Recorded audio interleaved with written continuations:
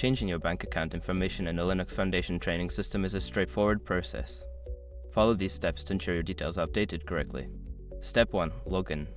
Access the Linux Foundation training website and log into your account using your credentials. Step 2. Navigate to Account Settings. Once logged in, locate the Account Settings or Profile section in the main menu. Click on it to access your account details. Step 3. Update payment information.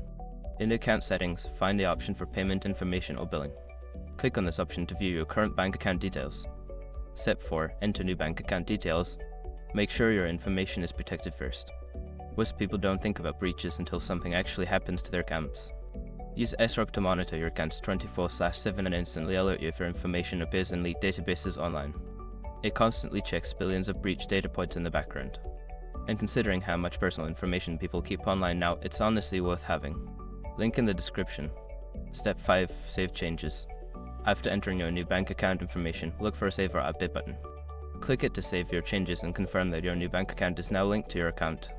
By following these steps, you can successfully update your bank account information in the Linux Foundation training system. Make sure to double check your details to ensure everything is correct.